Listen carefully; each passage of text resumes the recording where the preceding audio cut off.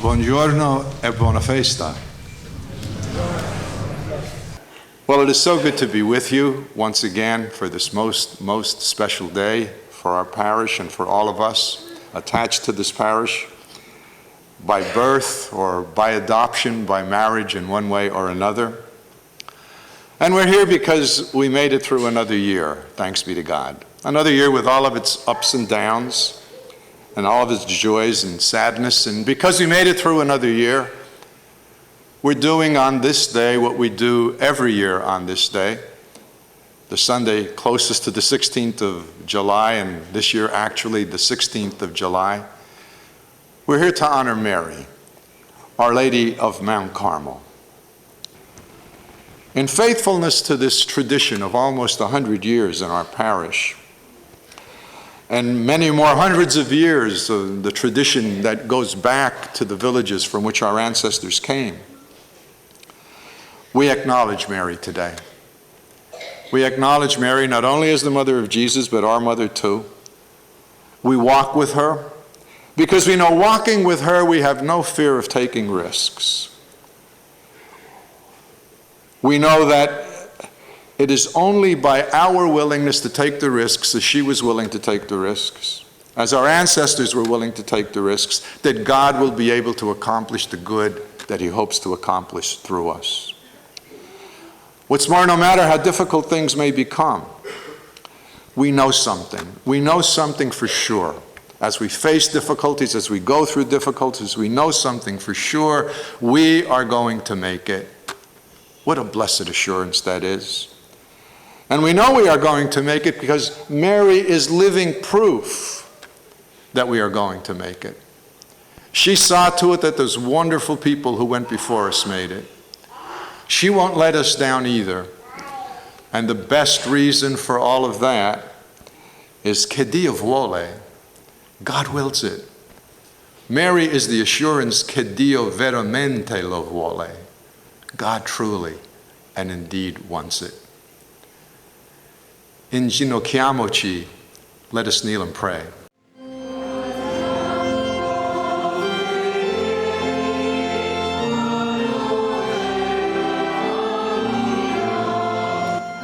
We don't even have to identify it any further. We say, I'll be home for the feast.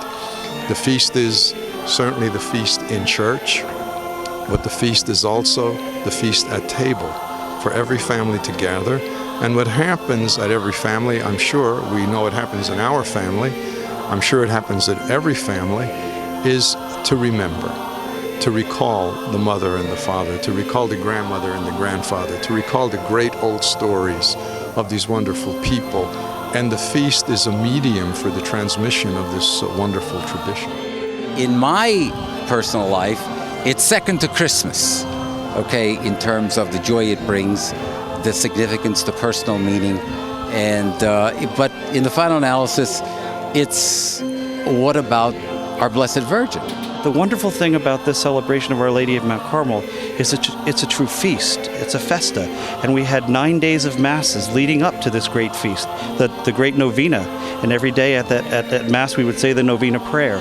And it really is a wonderful spiritual event. And they've not taken that away from it. And that is just a wonderful thing to behold. And that's why really it's such a great honor to be part of it. It's a true festival. It has a lot of spiritual involved into it. And just seeing the older people and people coming from the city enjoying it so much and coming back and reminiscing about the way things were then, you know, that's the whole thing. That's what it's all about.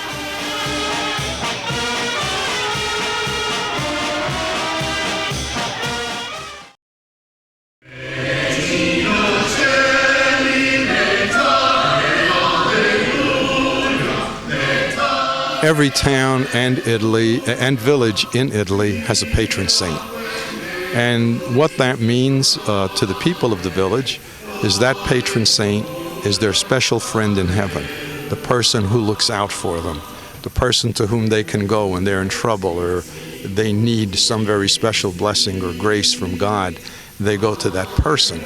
Our great fortune is to have the Blessed Mother herself as our special friend in heaven, our patroness. The manner in which it came about that we have Our Lady of Mount Carmel as our patroness is interesting. The parish was founded by a wonderful missionary priest named Father Atteni in 1914.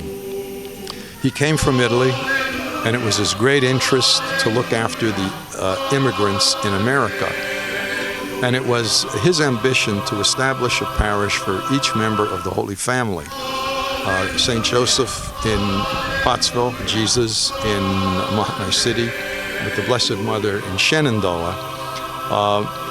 The tradition in Italy is once a year to take the statue of the patron saint through all the streets of neighborhoods of the village down to the places where they live, almost to show the patron saint where they live, to welcome the patron saint, to let that saint know that that saint is very much part of their lives, and that they want that patron saint to be at home where they're at home, in their homes and in their neighborhoods.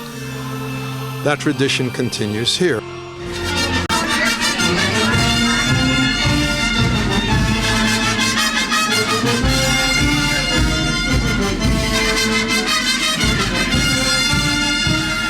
It seems a little strange to the non-Italians of the town. You know, there is the custom that as Our Lady's statue is brought from the church onto the out to the entrance of the church, usually there is a firing of several loud fireworks that make a very loud noise, which lets everybody in the neighborhood know that Our Lady is coming, that it's kind of like the first knock on the door. Prepare, she's coming. I understand that in the early days in Shenandoah, when in the other parts of town where the other nationalities live, when they used to hear those first two loud reports go off, the comment would be made, "The Italians are at it again." When they started the feast, Joe Bell, Gustavo Di Bell, John Panzarella, they were carrying a statue holding up, and that was their procession. They started. And then afterwards, they got a band in. Little by little, then it started, to have the procession. Then every year, it got bigger and bigger. I'm 75 now, and I used to carry the ribbon on that one. So, it's over 80 years old. The lady that made that originally, her name was, we used to call her Mother Utes, but her name was Mary Kirko. And Mr. Bellucci made it for her, the frame for her, and he made that bottom is made out of an old ironing board. And that's older than I am. I remember walking from when I was a little boy. And there's a bunch of guys. We walked in that procession, as you did, as Father Tony did, from when we were 6 and 7 years old. In them days, they had our, they call it Sacred Heart Society now, but in them days it was Our Lady of Mount Carmel that was all ladies. And they would right behind the statue and they kept singing all them religious hymns. I walk bare feet because 30 years ago I had cancer and I got cured. I was in the hospital and I asked the Blessed Mother to help me, and she did.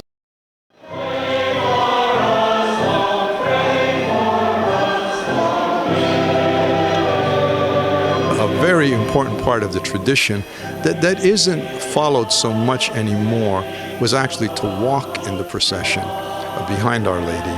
These are people who either are going to Our Lady saying, "I am making this sacrifice, and I pray that in return for the sacrifice you will help me obtain the grace of health for my husband, or conversion for my child who's away from the church," whatever it may be. Or either it's done in anticipation of the blessing being given, or it's done in return for the favor already granted. I would like to ask for an opening bid for the honor of carrying Our Lady of Mount Carmel in today's procession. It's considered a very, very great honor to carry the image of Our Lady through the streets. And the custom had been for many, many years that little associations, generally of the men of the parish in the early days, some women do it now, would pool their money, and there would be an actual auction. They would bid for the honor of carrying Our Lady.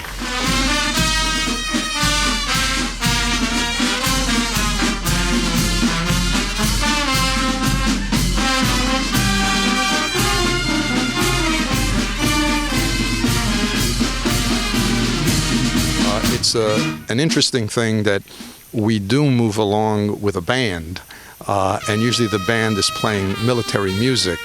And Italian military music is just very beautiful military music. We're not necessarily a great military people, at least not since the Roman Empire, but we make great music, and our military bands make some of the nicest music, and that's the music that precedes the statue, and then the people would follow on behind the statue. And in the old days, on that, in the July heat, the macadam of the streets would be as hot as a stovetop. And I could still remember the old women walking barefoot or on their stocking feet, again, as a way of making a sacrifice and showing their great love for Our Lady. I remember people like Lucia Salvador, and way back I could still remember Mrs. Scarpino, all of them out there walking on that hot street, showing their love for Our Lady, walking behind the statue. There is another custom that's kind of unique that was brought over from Italy, and it's the custom of the cinte. And the cinte are floats, kind of. They're little shrines that are made of candles. They're called cinte because in Italian, cinte means to tie together as with a belt. And they would intertwine ribbon to help these things stand properly. And basically they're little shrines built like a ship or a chapel. There'd be a statue of Our Lady. In the old days, invariably, women carried them on their heads in the same way that they would carry heavy loads in southern Italy. And they would do the same thing here. As these things began to be a little too heavy and people didn't know how to balance a heavy load on their heads, they began to place them on platforms with 4 handles, and people would carry them, these cinte, on the little platforms holding onto the handles. It's kind of interesting. I see once in a while even there are some men who carry it on their heads, which is something that you would never see in Italy. That's something that was reserved only for women. And yet I view that kind of as an expression of the deep affection that the people of our town have for Our Lady. These candles, by the way, would always be brought back to the church. The cinte would be disassembled, and these were the candles that would be burned on the altar at Mass during the year. It's really nice to see that custom continue. And there's an additional custom that's observed, that as the statue goes through the streets, people come forward and they pin money on the statue. In Italy, there was the custom not only of pinning money, but very often these people who were very poor and didn't have much money, they would take a very precious piece of jewelry, something that may have been passed on 4 generations, a crucifix, and they would place it on Our Lady, something that would have a great deal of value, not only intrinsic value, but was very valuable sentimentally. And that custom is still continued today in the pinning on the money of the statue. And usually by the end of the procession, the statue is completely covered with money. And I remember once saying to Joe Tancredi, I'm glad to see that the Shenandoah police are following the statue so closely, just in case anybody should try anything. And he said, do you think anybody would be stupid enough to try anything? But it's still a beautiful thing to see, and it's caught on. It's not only the Italians of Shenandoah, but people come out from their homes all along the route of the procession and come out and pin money on the statue and show their affection for the Blessed Mother. I'm sure that there are quite a few Protestants who show their devotion to the Blessed Mother in this way every year on this feast day.